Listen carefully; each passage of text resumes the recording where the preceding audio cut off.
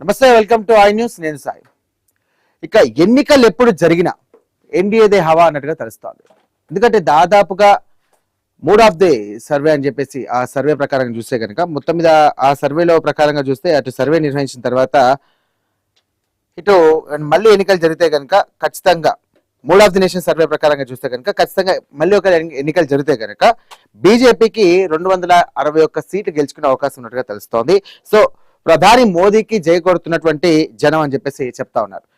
ఎందుకంటే ఇటు మోదీ రాహుల్ తర్వాత కూడా చూసుకుంటే కనుక 9.2% అనూహ్యంగా తమిళనాడు సీఎం విజయ్ తర్వాత పొజిషన్ లో ఉన్నారు. ఏంటి విజయ్ ఈ పొజిషన్ రావడం అంటే ఆయనకున్నటువంటి క్రేజ్, సో ఆయన తీసుకున్న నిర్ణయాలు కానివ్వండి, లేకపోతే తమిళనాడు రాజకీయాల్లో సంబంధించిన కీలక పాత్ర ప్రకారంగా చూస్తే కనుక ఇటు నరేంద్ర మోదీ తర్వాత ఇటు Rahul Gandhi and at last third place లో విజయ్ ఉన్నట్టుగా తెలుస్తోంది. సో తమిళనాడు సీఎం విజయ్ కి సంబంధించి కూడా ప్రధాని రేస్ లో ఉంటే ఖచ్చితంగా కూడా ఆయన గెలిచే అవకాశం ఉందంటూ కూడా ఇటు ఈ సర్వే చెప్తా ఉంది. ఈ survey mood of the nation survey వాళ్ళు వెల్లడి చేస్తున్నారు. ఇంత జరుగుతున్నప్పటికీ కూడా ఇప్పుడు తాజా రాజకీయ పరిస్థితులు చూసుకుంటే కనుక ఇటు జెన్జీ యువత ఉద్యమం కానివ్వండి, పేపర్ లీక్ వ్యవహారం కానివ్వండి, కేంద్ర రాష్ట్ర ప్రభుత్వాల సఖ్యతలకు సంబంధించి కానివ్వండి, లేకపోతే కేంద్ర రాష్ట్రం తీసుకొస్తున్నటువంటి విధానాలు కానీ విధి విధానాలు కానివ్వండి, తదితర అంశాలు ఏదైనప్పటికీ కూడా పరిగణలోకి తీసుకుంటే కనుక రాబోయే కాలంలో ఖచ్చితంగా కూడా జెన్జీ యువత ఇటు మోదీకి వ్యతిరేకంగా ఓట్లు పడే అవకాశం ఉంది. సో జరుగుతున్నటువంటి పరిణామాల ప్రకారంగా చూస్తే కనుక అన్నట్టుగా ఉన్నటువంటి పరిస్థితి. సో రాబోయే ఎన్నికలు ఏ విధంగా ఉండబోవచ్చు, ఒకవేళ ఎన్నికలు 2029 నిజంగా బీజేపీ పార్టీకి కష్టంగా మారితే ఏంటి పరిస్థితి?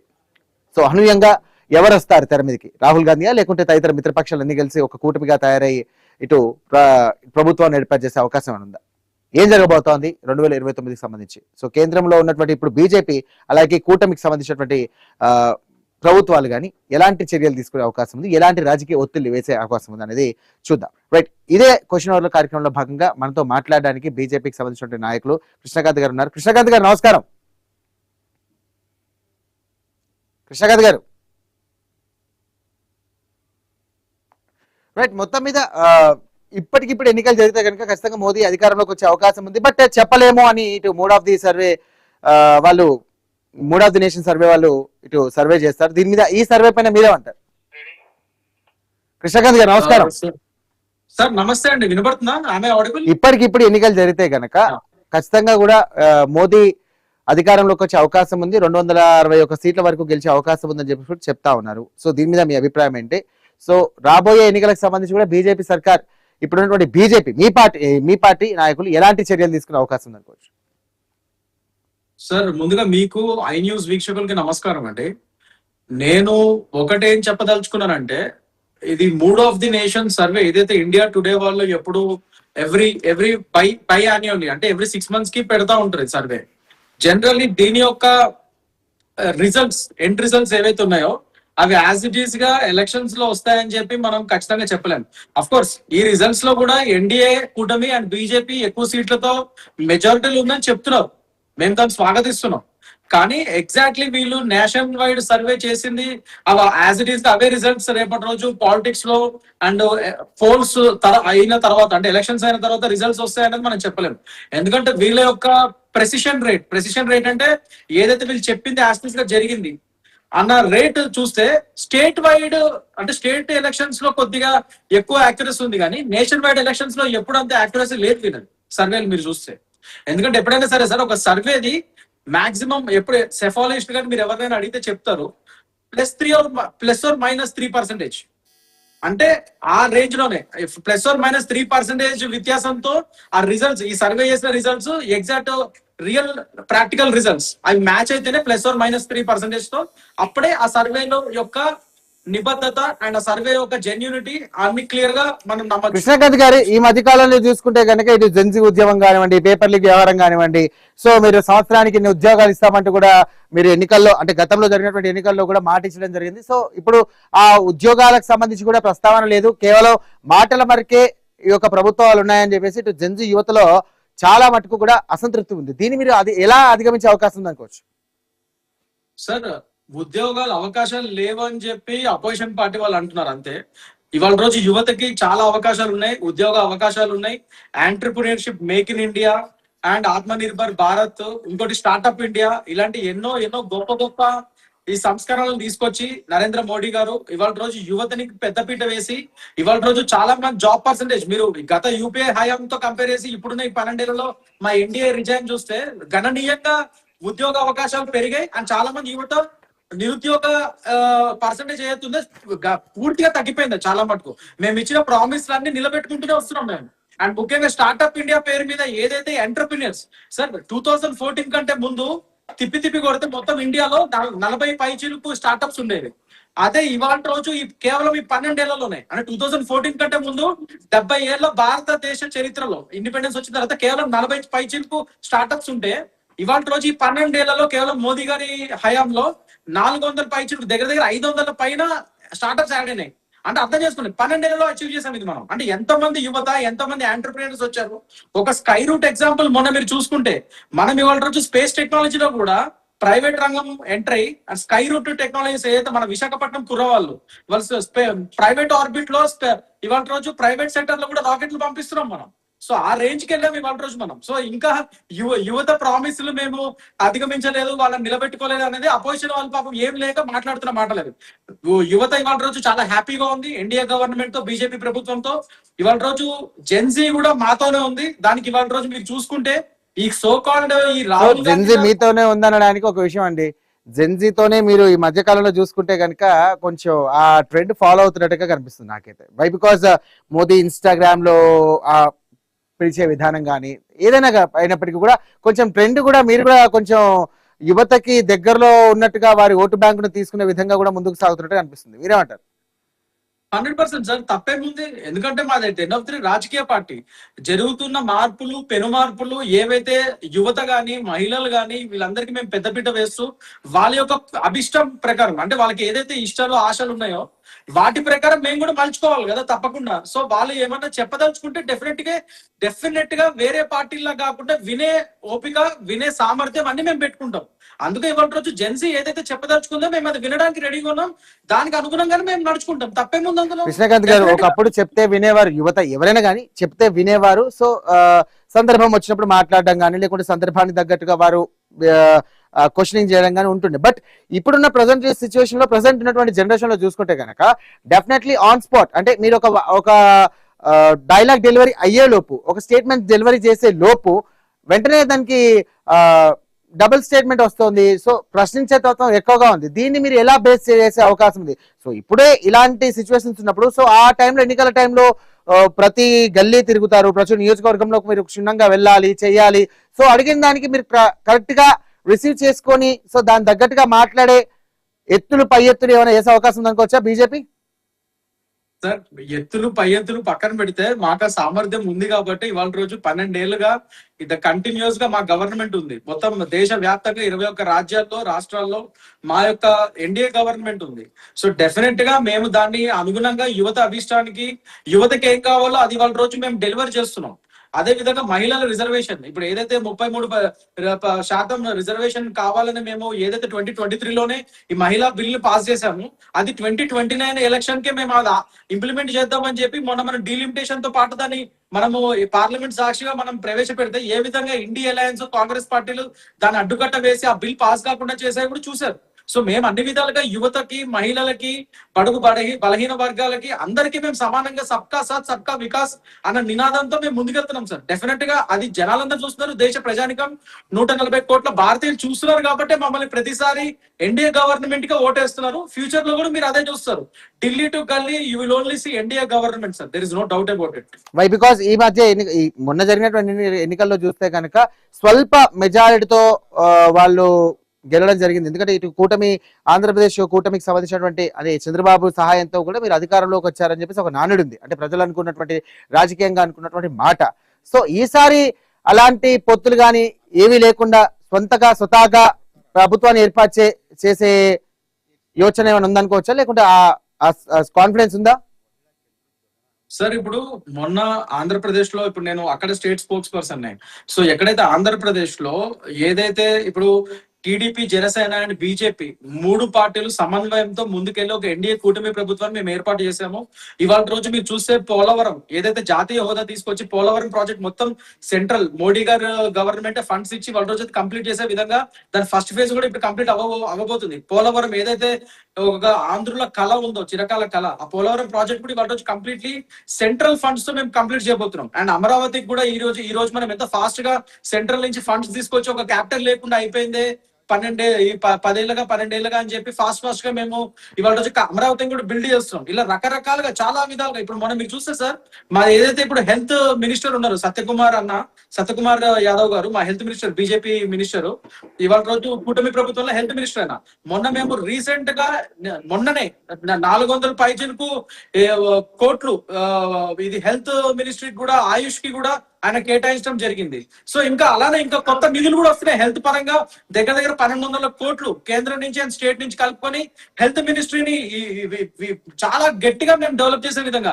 అంటే ఆంధ్ర కృష్ణకాంత్ గారు 1 మినిట్, కృష్ణకాంత్ గారు మనతో మాట్లాడడానికి చరణ్ కౌశిక్ గారు ఉన్నారు. సో చరణ్ కౌశిక్ గారికి నమస్కారం సార్. నమస్కారం సార్ కౌశిక్ గారు. హలో, నమస్కారం సార్ కౌశిక్ గారు. నమస్తే చెప్పండి సార్. సో మీ పార్టీ సెకండ్ ప్లేస్ లో ఉన్నట్టుగా తెలుస్తోంది, మీ నాయకుడు సెకండ్ ప్లేస్ గా ఉన్నట్టుగా తెలుస్తోంది.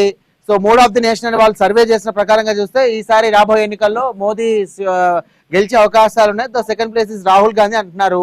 సో ఈ సర్వే ప్రకారంగా మీరేమంటారు?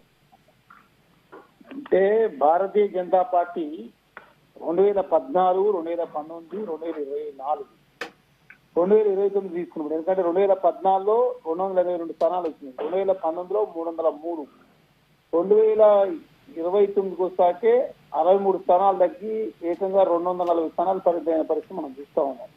అదే కాకుండా ఈ తర్వాత పరిణామాలు మొత్తం దేశవ్యాప్తంగా మారుతూ ఉన్నాయి.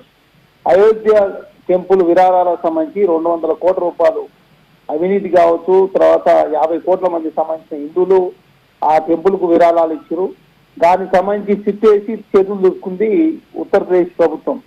కాబట్టి దేశవ్యాప్తంగా చర్చ జరుగుతూ ఉంది. అదే కాకుండా 14లో పరిస్థితి ఏంటంటే ఆనాడు 2G స్పెక్ట్రాన్ని బూచిలో దుక్కి మన్మోహన్ సింగ్ గారి ప్రభుత్వం అవినీతి చేసిందని చెప్పేసి అధికారులకు వచ్చారు. మొన్ననే మన్మోహన్ సింగ్ గారి మీద క్లీన్ చిట్ ఇచ్చిన పరిస్థితి మనం చూస్తా ఉన్నాం.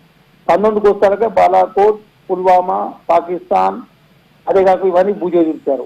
24కి వస్తాక రామ మందిరం పేరు మీద అధికారులకు వచ్చిన భారతీయ జనతా పార్టీ అప్పటికే 63 స్థలాలు తగ్గినాయి. అదే కాకుండా రామ మందిరం ఉన్నటువంటి అయోధ్య ఫజియాబాద్ లో భారతీయ జనతా పార్టీ ఓడిపోయింది. వారణాసిలో నరేంద్ర మోడీ గారి మెజార్టీ తగ్గింది. ఉత్తరప్రదేశ్ లో సీటు తగ్గిన పరిస్థితి మనం చూస్తా ఉన్నాం. కాంగ్రెస్ పార్టీ ప్రతిపక్ష హోదా లేని కాంగ్రెస్ పార్టీ 14లో 19లో 24 వస్తారకే ఏకంగా 100 స్థానాలు. ఇప్పుడు అది నిన్న నేషనల్ సర్వేలో వచ్చినటువంటి రిపోర్ట్ ఏంటంటే 125 వస్తున్నాయని. 150 దాటితే కాంగ్రెస్ పార్టీ దేశంలో అధికారంలోకి వస్తుంది. అదే కాకుండా కాంగ్రెస్ పార్టీ స్వతహాగానే మీరు చూస్తారు 2029లో ఖచ్చితంగా నరేంద్ర మోడీ గారు డబుల్ డీ దాటే పరిస్థితి లేదు. 100 స్థానాల్లోపే భారతీయ జనతా పార్టీ ఉండబోతా ఉంది. ఖచ్చితంగా నరేంద్ర మోడీ గారు కాంగ్రెస్ పార్టీ సింగిల్ ఆబ్జెక్ట్ పార్టీగా అవతరించబోతా ఉంది. ఖచ్చితంగా రాహుల్ గాంధీ గారు ప్రధానమంత్రి 2029లో చరణ్ గారు 2029లో జరగబోయే ఎన్నికలకు సంబంధించి కూడా మీ పార్టీ ఎలా సన్నద్ధం అవుతుంది? సో మీ దగ్గర అస్త్రాలు అంటే ఏ అస్త్రాలు వాడతారు సార్? భారతీయ జనతా పార్టీతో పొత్తు పెట్టుకున్న ఏ పార్టీ మనగడ కొనసాగించలేదు. హర్యానా పొత్తు పెట్టుకుని డిప్యూటీ సీఎం తీసుకున్న జననాయక జనతా పార్టీ ఆగమైపోయింది హర్యానాలో. అదే కాకుండా పంజాబ్ లో అకాల్ దళ్ భారతీయ జనతా పొత్తు పెట్టుకుని ఇలా కనుమరుగైన పరిస్థితి మనం చూస్తా ఉన్నాం. అదే కాకుండా అస్సాం గణపరిషత్ ఖతమైపోయింది. మెహబూబా ముక్తి జమ్మూ కాశ్మీర్ లో పొత్తు పెట్టుకుని వాళ్ళు ఖతమయ్యారు. బీఎస్పీ పార్టీ ఉత్తరప్రదేశ్ లో పొత్తు పెట్టుకుని వాళ్ళు ఖతమయ్యారు. తర్వాత ఏదైతే బీహార్ లో కూడా జేడీయూ పార్టీ పరిస్థితి కావచ్చు, చిరగ్ పాస్వాన్ కావచ్చు, పశుపతి పాస్వాన్ కావచ్చు, అదే కాకుండా ఒరిస్సాలో నవీన్ పట్నాయక్ కావచ్చు, దేశంలో శివసేన మహారాష్ట్రలో కావచ్చు, ఎన్సీపీ కావచ్చు, దేశంలో భారతీయ జనతా పార్టీతో పొత్తు పెట్టుకున్న ఏ పార్టీ కూడా ఈ దేశంలో మనగడ కొనసాగిస్తలేదు. మొన్ననే 33 పార్టీలతో 2024 ఎలక్షన్ లో భారతీయ జనతా పార్టీ పొత్తు పెట్టుకుంటేనే 63 స్థానాలు తగ్గి జేడీయూ నితీష్ కుమార్ గారి మీద, భారతీయ జనతా పార్టీ మీద, అదేవిధంగా తెలుగుదేశం మీద ఆధారపడి ప్రభుత్వం ఏర్పాటించిన భారతీయ జనతా పార్టీ ఈసారి రాములు లేడు, పుల్వామా లేదు, బాలాకోట్ లేదు, 2G స్పెక్ట్రాన్ లేదు, కేరళ స్టోర్ లేదు, కాశ్మీర్ స్టోర్ లేదు, ఇరాన్ లేవు, తర్వాత బంగ్లాదేశ్ అని, తర్వాత రోహింగ్యాలు అని చెప్పి అన్ని సబ్జెక్టులు భారతీయ జనతా పార్టీ దగ్గర అయిపోయినాయి. అదే కాకుండా 14 మంది ప్రధానులు 63 లక్షల కోట్లు అప్పు చేస్తే నరేంద్ర మోడీ గారు 202 లక్షల కోట్లు అప్పు చేశారు. 50 లక్షల ప్రభుత్వ రంగ సంస్థలను 5 లక్షల కోట్లు మాత్రమే అదానికి అంబానికి అంటగట్టాడు. ఈ దేశంలో నిరుద్యోగం పెరుగుతా ఉంది, ఆకలి చావులు పెరుగుతా ఉన్నాయి. అదే కాకుండా అయోధ్య రాముడు చోరీ విరాళాల చోరీ జరిగితే భారతీయ జనతా పార్టీ పల్లెత్తి మాట అనకుండా ఏకంగా దాని విషయంలో మౌనం వహిస్తా ఉన్నారు. అదే కాంగ్రెస్ ప్రభుత్వాలు చేసి ఉంటే ఒంటి కాలమే లేచే భారతీయ జనతా పార్టీ. అదే కాకుండా జిఎస్టీ కౌన్సిల్, అదేవిధంగా దేశవ్యాప్తంగా టెంపుల మీద జిఎస్టీ కౌన్సిల్ టెంపుల మీద జిఎస్టీ విధిస్తా ఉంది, అర్చనల మీద, తలనీలాల మీద. అదే కాకుండా దేశవ్యాప్తంగా టెంపుల మీద కూడా జిఎస్టీ విధిస్తున్నటువంటి పరిస్థితి మనం చూస్తా ఉన్నాం. జిఎస్టీ కౌన్సిల్ ద్వారా పెద్ద ఎత్తున దేశంలో ప్రజలు ఇబ్బంది పడతా ఉన్నారు. 10% కార్పొరేట్ ట్యాక్స్ చేసి కార్పొరేట్లకు 18 లక్షల కోట్ల రూపాయలు రైట్ ఆఫ్ చేశారు. వాళ్ళ ఆయనలో ఎల్ఐసి మొత్తం మీద చరణ్ గారు మొత్తం మీద 2029 the war between Modi and Rahul Gandhi అనుకోవచ్చా? ఖచ్చితంగా కాంగ్రెస్ పార్టీ, రాహుల్ గాంధీ గారు కావచ్చు, భారతీయ జనతా పార్టీ నరేంద్ర మోడీ మధ్య పోటీ జరగబోతా ఉంది. ఆ పోటీలో భారతీయ జనతా పార్టీ ఘోర పరాభవాన్ని మూటగట్టుకొని ఎన్డీఏ కూటమి మొత్తం కూడా భారతీయ జనతా పార్టీ స్వతహాగా 99 స్థానాలు దాటే పరిస్థితి ఉండదు. ఎన్డీఏ కూటమి మొత్తం కలిసి 200 స్థానాలు దాటే పరిస్థితి ఉండదు. కాబట్టి ఖచ్చితంగా రాహుల్ గాంధీ గారు ప్రధానమంత్రి కాబోతుండు. ఈ దేశంలో 2014లో డాలర్ పరిస్థితి, ఈ రోజు డాలర్ పరిస్థితి, ఆ రోజు అప్పులేంది, ఈ రోజు అప్పులేంది, ఆ రోజు నిరుద్యోగం ఏంది, ఈ రోజు నిరుద్యోగం ఏంది. దేశంలో భారతీయ జనతా పార్టీ మతతత్వ రాజకీయాలు చేస్తూ నార్థన్ స్టేట్ పై బీపీ దినం అని చెప్తారు, మిగతా రాష్ట్రంపై బీపీని వ్యతిరేకించి అయోధ్య రాముడు విరాళాలు చోరీ జరిగితే ఏ భారతీయ జనతా పార్టీ నాయకుడు మాట్లాడుతున్నారని చెప్పేసి 50 కోట్ల మంది హిందువులంతా కూడా ఆలోచిస్తా ఉన్నారు. కాబట్టి ఖచ్చితంగా భారతీయ జనతా పార్టీ నరేంద్ర మోడీ గారు ఓడిపోతా ఉన్నారు. సో చివరిగా మీ పార్టీకి సంబంధించి చూస్తే కనుక ఇటు రాహుల్ గాంధీ కేవలం ప్రధాని కావాలనే లక్ష్యంతోనే మీరు పనిచేస్తున్నారా, లేకుంటే ప్రజలకు న్యాయం చేద్దామని చెప్పేసి ఏమైనా ఆలోచిస్తున్నారా? కాంగ్రెస్ పార్టీ రాహుల్ గాంధీ గారు నేనే ప్రధానమంత్రి కావాలని ఉంటే 2004లో సోనియా గాంధీ గారు, 2009లో రాహుల్ గాంధీ గారు ప్రధానమంత్రి అవకాశం ఉన్నా కాలేదు.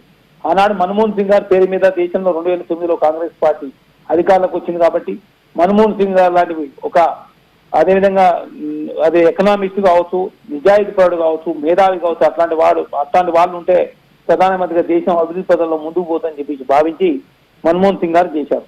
తర్వాత 14 కావచ్చు, 19 కావచ్చు, 24 కావచ్చు, రాహుల్ గాంధీ గారు ఈ దేశ ప్రజల కోసం కశ్మీర్ టు కన్యాకుమారి, తర్వాత మణిపూర్ నుంచి అదేవిధంగా ఇక్కడి వరకు పాదయాత్ర చేసిన పరిస్థితి మనం చూస్తా ఉన్నాం. కాబట్టి అదేవిధంగా రాహుల్ గాంధీ గారు ఈ దేశంలో ప్రజలు ఎదుర్కొన్న సమస్యలను కూడా వారికి తెలుసు. చాలా సార్లు సుదీర్ఘ కాలం నుంచి పార్లమెంట్ లో లోక్సభ పక్ష నేతగా దేశ యువత యొక్క ఓటు బ్యాంకుని కొల్లగొట్టడానికి మొన్న జరిగినటువంటి ఇటు జెన్జీ ఉద్యమంలో రాహుల్ గాంధీ ప్రత్యేకంగా చొరవ చూపారని చెప్పేసి ఒక వాదన ఉంది, ప్రజలు అనుకుంటా ఉన్నారు, రాజకీయంగా గుప్పమంటా ఉంది. దీనికి మీరేమంటారు? సార్, జెన్జీ ఉద్యమానికి కాంగ్రెస్ పార్టీ రాహుల్ గాంధీ గారు మద్దతు ఇచ్చింది కాబట్టి జెన్జీ కోరిన సమస్యలు పరిష్కారమైనాయి. 2014 కూడా ఆనాడు నిర్భయ కేసును భారతీయ ఇప్పుడు బీజేపీ పార్టీకి సంబంధించినటువంటి వాదన ఏంటంటే గతంలో వీళ్ళ ఉన్న హయాంలో కూడా ఖచ్చితంగా కూడా పేపర్ లీకులు అయ్యాయి, ఎన్నో దారుణాలు జరిగాయి, ఎన్నో ఘోరాలు జరిగాయి, యువతను పట్టించుకోలేదు, యువతకు జాబ్ క్యాలెండర్ లేదు, యువతకు ఉద్యోగాలు లేవు, యువతకు సరైనటువంటి పారిశ్రామిక రంగంలో అవకాశాలు లేవని ఒంటెట్టు కోడై పూస్తా ఉంది. దాన్ని మీరు ఎలా హ్యాండిల్ చేసే అవకాశం ఉంది? సార్, నరేంద్ర మోడీ గారు వచ్చిన తర్వాత ఈ దేశంలో నిరుద్యోగం పెరిగిన మాట వాస్తవం. ఆనాడు రూపాయి ఎట్టుందని పెద్ద ఎత్తున స్పీచ్ గుజరాత్ ముఖ్యమంత్రిగా ఉండి 2014లో బంగ్లాదేశ్ రూపాయి ఎట్టుంది, పాకిస్తాన్ రూపాయి ఎట్టుంది, డాలర్స్ తో పోలిస్తే భారత్ ఎట్టుందని చెప్పింది. ఇవాళ 96 రూపాయలు అయింది సార్. ఆనాడు 14 మంది ప్రధానులు 63 లక్షల కోట్లు, ఈనాడు 202 లక్షల కోట్లు, 50 లక్షల ప్రభుత్వ రంగ సంస్థలను 5 లక్షల కోట్లకు అమ్మారు.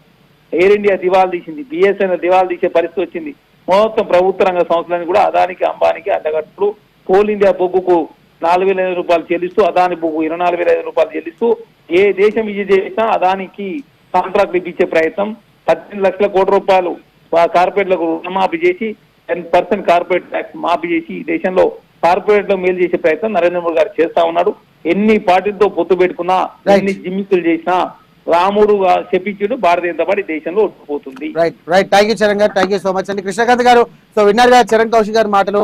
ఖచ్చితంగా కూడా రాహుల్ గాంధీ ఖచ్చితంగా ప్రధాని అవుతారు, ఇటు యువతకు కానివ్వండి ప్రజలకు కూడా ఖచ్చితంగా న్యాయం చేస్తామని అంటున్నారు. మీరేమంటారు కృష్ణకాంత్ గారు? కృష్ణకాంత్ గారు వినపడుతుంది, చెప్పండి. పాపం చరణ్ కౌశిక్ గారిని పగటి కళలు కంటే మానేమనండి. ఎందుకంటే ఇక్కడ తెలంగాణలో ఎక్కడైతే వాళ్ళు తెలంగాణలో ఇప్పుడు వాళ్ళ గవర్నమెంట్ ఉందో అది నెక్స్ట్ ఎలక్షన్ కి వాళ్ళ తెలంగాణలో వాళ్ళ గవర్నమెంట్ వచ్చే పరిస్థితి లేదు. ఇంకా రాహుల్ గాంధీ గారు ప్రైమ్ మినిస్టర్ గురించి మాట్లాడుతున్నారు. సో అది నాకు చాలా హాస్యాస్పదంగా అనిపించింది. అండ్ ముఖ్యంగా ఇక్కడ నాకు ఒకటి చెప్దాం అనుకుంటున్నాను సార్. ఇక్కడ ఏంటంటే ఏదైతే డాలర్ రేట్ గురించి మాట్లాడుతున్నారో, డాలర్ రేట్ అనేది ఒక ఇంటర్నేషనల్ ఇంట్రెస్ట్ రేట్ మీద అండ్ ఇంటర్నేషనల్ ఆయిల్ మార్కెట్ మీద ఇట్లా రకరకాల ఫ్యాక్టర్స్ మీద ఆధారపడి ఉంటుంది. బట్ మనం గణనీయంగా ఏదైతే కట్టుబాట్లు తీసుకొచ్చాం అంటే రూపాయి విపరీతంగా పడిపోకుండా మనం ఏదైతే సెల్ఫ్ రిలయన్స్ గా మనం రూపాయిని ఇవాళ రోజు బ్రిక్స్ ఏదైతే ఇంటర్నేషనల్ బ్రిక్స్ దేశాలతో మనం కలిసి ఒక విధంగా మనమే ఒక వేరే విధంగా మన రూపాయికి ఒక మారక ద్రవ్య బలాన్ని పెంచే విధంగా మనం ఏదైతే స్టెప్స్ తీసుకున్నామో అది కేవలం మోడీ గారు గవర్నమెంట్ లోనే అయింది. అంత డేరింగ్ ఇప్పటి వరకు యూపీఏ గవర్నమెంట్ లో ఎవరు చేయలేకపోయారు. ఒక సపరేట్ బ్రిక్స్ లో ఒక పెద్ద భాగస్వామ్యం ఎందుకు కాలేకపోయారు మన్మోహన్ సింగ్ గారు గవర్నమెంట్. మనం చేయగలిగాం, ఇవన్నీ మనం తీసుకొచ్చాం. సో డాలర్ రేట్స్ ని కేవలము అప్పుడు ఇప్పుడు డాలర్ రేట్ తో కంపేర్ చేస్తాం కాదు, ఇదంతా వీళ్ళు కవరప్ చేయడానికి మాట్లాడే మాటలు. అండ్ ఎంప్లాయ్మెంట్ రేట్ కూడా సార్ మీరు చూడండి, యూపీఏ హయాంలో అప్పుడు ఇంకా ఎకానమీ కాస్త బాగానే ఉండేది. అప్పుడంతా ఎకానమీ బాగున్నా కూడా వాళ్ళు ఈ ఆఫ్ ఫార్మ్ అంటే ఈ వ్యవసాయేతర జాబ్స్ ఏవైతున్నాయో అవి కానీ లేకపోతే వ్యవసాయం కాకుండా మామూలు ఐటీ జాబ్స్ కూడా క్రియేట్ చేయలేకపోయారు. బట్ మనము ఇవాళ రోజు జాబ్స్ ఈ విపరీతంగా క్రియేట్ చేయడమే కాకుండా ఎంటర్ప్రీనర్స్ ని సొంతంగా జాబ్స్ ఇచ్చే వాళ్ళని కూడా క్రియేట్ చేసాం మనం. ఎంతో లక్షల మంది ఎంటర్ప్రీనర్స్ క్రియేట్ చేసింది వాళ్ళ రోజు మన ఇండియా. మన ఓన్ ఇన్నోవేషన్ హబ్ మనం క్రియేట్ చేసుకోగలం. దట్ ఈస్ స్టార్ట్అప్ ఇండియా, ఆత్మ నిర్భర్ భారత్. డిఫెన్స్ లో మీరు చూడండి, గ్రీన్ ఎనర్జీలో చూడండి, ఇప్పుడు నేను చెప్పిన స్పేస్ టెక్నాలజీ చూడండి, ఆర్టిఫిషియల్ ఇంటెలిజెన్స్ చూడండి, అన్నిట్లోనూ మనం మన కంపెనీస్ ఓన్ కంపెనీస్ వస్తున్నాయి. సో అన్ఎంప్లాయ్మెంట్ గురించి ఇవాళ రోజు యూత్ చూస్తున్నారు, జెన్సీ చూస్తుంది. వీళ్ళు ఏమైనా కళ్ళబుల్లి కబుర్లు చెప్పి ఇప్పుడు నమ్మే పరిస్థితిలో లేదు సార్. అండ్ రాహుల్ గాంధీ గారు ప్రైమ్ మినిస్టర్ అయ్యే పాపం ఈ కళ ఏదైతే అంటున్నారో కాంగ్రెస్ వాళ్ళు, అది ఎప్పటికీ మాలాంటి వాళ్ళకి అది హాస్యాస్పదంగానే ఉంటది. సో కళగారి మిగిలిపోతుంది అంటారా? ఏంటి సార్? కళగారి మిగిలిపోతుంది అంటారా? అది కళ కూడా కాదు సార్, జోక్. అది ఇట్స్ బిగ్గెస్ట్ జోక్. అది we'll only treat it as a joke. Because Congress party they put an aim, ఖచ్చితంగా కూడా ప్రధానిగా రాహుల్ గాంధీని చూద్దామని చెప్పేసి ఖచ్చితంగా చేస్తామని ఇటు కాంగ్రెస్ పార్టీ మిత్రపక్షాలు కానివ్వండి, కాంగ్రెస్ పార్టీకి సంబంధించినటువంటి నాయకులు కూడా దే హ్యాడ్ పుట్ ఎయిమ్, అది గోల్ గా పెట్టుకున్నారు సార్. అదే వాళ్ళ యొక్క వైఫల్యానికి వాళ్ళ యొక్క ఫెయిల్యూర్ కి మెయిన్ కారణం కూడా అదే. ఎందుకంటే వాళ్ళు రాహుల్ గాంధీని రాహుల్ గాంధీ ప్రైమ్ మినిస్టర్ అనేది వాళ్ళ చిరకాల కళ అని మీరే చెప్తున్నారు. అదొక ఫెయిల్డ్ ఎక్స్పెరిమెంట్. ఆ ఫెయిల్డ్ ఎక్స్పెరిమెంట్ ని ప్రతిసారి వాళ్ళు ఆ ఎక్స్పెరిమెంట్ చేస్తూ ఫెయిల్ అయితేనే ఉన్నారు. అది ఎప్పటికీ ఆయనని రీలాంచ్ చేస్తూనే ఉన్నాడు పాపం ప్రతిసారి ఆయనని కాంగ్రెస్ వాళ్ళు. సో ఆ డైనాసిటీ పాలిటిక్స్, ఆ కుటుంబ పాలిటిక్స్ నుంచి ఎప్పుడైతే బయటకు వస్తుందో అప్పటి వరకు కాంగ్రెస్ పార్టీ లాంటి ఆ పార్టీకి మనుగడ ఉండదు అనేది నేనే కాదు చాలా మంది రాజకీయ విశ్లేషకులు చెప్తున్నారు. కృష్ణకాంత్ గారు, ఎట్లాస్ట్ థర్డ్ ప్లేస్ లో తమిళనాడు సీఎం విజయ్ ఉన్నారు. What you say about that? మీరేమంటారు సార్? ఇవన్నిటిని మనం సీరియస్ గా తీసుకోవాల్సిన అవసరం లేదు సార్. ఎందుకంటే ఈ విజయ్ గారి పేరు ఎందుకు వచ్చిందో అది ఇండియా టుడే వాళ్ళు చెప్పాలి. ఎందుకంటే రీసెంట్ గా ఆయన సీఎం కింద విన్నారు. కొద్దిగా ఈ మధ్య నేషనల్ ఛానల్స్ లో ఆయన పేరు వస్తుంది కాబట్టి ఒక ల్యాండ్ మార్క్ విక్టరీ లాగా తమిళనాడులో ఫస్ట్ టైం ఈ డిఎంకే అన్న డిఎంకే కాకుండా ఒక థర్డ్ కొత్తగా పెట్టిన పార్టీ ఒక సినిమా స్టార్ సడన్ గా మళ్ళీ ఎంజీఆర్ తర్వాత అన్నేళ్ల తర్వాత తమిళనాడులో మళ్ళీ సీఎం అయ్యారు కాబట్టి అది కొంత నేషనల్ ఛానల్స్ లో ఎక్కువ ఆయన పేరు వినబడింది కాబట్టి ఆయన అందుకే ఈ సర్వేలో ఆయన పేరు కూడా వచ్చిందని నేను అనుకుంటున్నాను. అంతేగాని దాన్ని సీరియస్ గా తీసుకోవాల్సిన అవసరం లేదు. ఎందుకంటే నెక్స్ట్ మీరు చూసుకుంటే అభిజిత్ డిప్కే, కేజ్రీవాల్ కూడా 1% వచ్చినట్టు చూపిస్తున్నారు. ఇక అవి కూడా ఇంకా అభిజిత్ డిప్కే మరి PM candidate next. And Kejriwal సొంత ఢిల్లీ ఓడిపోయాడు. ఇంకా సార్ దీస్ ఆల్ ఆర్ ఇవన్నీ చూసి మనం ఇట్లా డిబేట్లు పెట్టుకొని కొద్దిగా సరదాగా నవ్వుకోవడానికి బాగుంటాయి కానీ రియల్ లైఫ్ లో ఇవన్నీ జరగని పనులు. ఎవరైతే ఇప్పుడు మోడీ గారి యొక్క గవర్నెన్స్ ని నమ్మి 12 ఏళ్లుగా బీజేపీ మెయిన్ టార్గెట్ అండి 2029 ఎలక్షన్స్ లో బీజేపీ మెయిన్ టార్గెట్. సో చాలా మటుకు బిల్స్ మీరు తీసుకొచ్చారు. త్రిబుల్ తలాక్ కానివ్వండి, ఆర్టికల్ 360 కానివ్వండి, లేకుంటే ఇటు రాముడు అయోధ్యకు సంబంధించినటువంటి నిర్మాణం కానివ్వండి, ఇంకా చాలా చాలా చాలా ఉన్నాయి. Operation Sindoor it's the most important thing. Operation Sindoor కూడా చేశారు. సో అన్ని జరిగాయి. So in 2029 what should be the main target? So ప్రజలకు మీరు ఏం చెప్పాలనుకుంటున్నారు? సార్ మేము ఒకటే సార్, మేము ఏదైతే ఇప్పటివరకు మీరే అన్నారు ఎన్నో సంచలనాత్మకమైన బిల్స్ అండ్ నిర్ణయాలు తీసుకున్న దమ్మున్న ఏకైక ప్రభుత్వం ఇవాళ రోజు శ్రీ నరేంద్ర మోడీ గారి ప్రభుత్వం, ఎన్డీఏ గవర్నమెంట్. సో ఇంకా ఫ్యూచర్ లో కూడా మీరు అవే చూస్తారు. ఇంకా మన దేశానికి ఏవైతే అవసరమో, మన దేశానికి ఏదైతే 2047 వికసిత్ భారత్ ఏదైతే మా యొక్క నానుడు ఉందో, ఎందుకంటే 2047 కి మన దేశానికి స్వాతంత్రం వచ్చి 100 ఏళ్ళు పూర్తవుతుంది. సో ఆ 100 ఏళ్ళకి మనం పూర్తయిన సమయానికి మనం చైనా అండ్ యుఎస్ కి ఆన్ పార్ ఒక సూపర్ పవర్ గా నిలుద్దాం. ప్రపంచ దేశాల్లో one of the biggest super power కింద మనం ఉందామన్న మన ఏం ఏదైతే ఉందో వికసిత్ భారత్, దాని పరంగా మన అడుగులు పడతాయి సార్. సో 2029 నుంచి కూడా మన ఏం అదే 2047 మన ఏం, 2029 కూడా కాదు 2047 మా ఏం. సో డెఫినెట్ గా వికసిత్ భారత్ వైపు అడుగులు వేస్తాం. ఇంకా సంచలనాత్మకమైన మంచి మంచి నిర్ణయాలు మీరు మా మోడీ హయాంలో, మోడీ గారి హయాంలో అండ్ మోడీ గవర్నమెంట్ లో మీరు చూస్తారు. చూద్దాం కృష్ణకాంత్ గారు 2029లో మరి బీజేపీకి పట్టం కడతారా మరి ప్రజలు, లేకుంటే ఏమైనా మార్పు కోసం ఎదురు చూస్తున్నారా అనే అంశానికి సంబంధించి కూడా ప్రజెంట్ ఒక $1 మిలియన్ ప్రశ్నగా ఉండబోతుంది.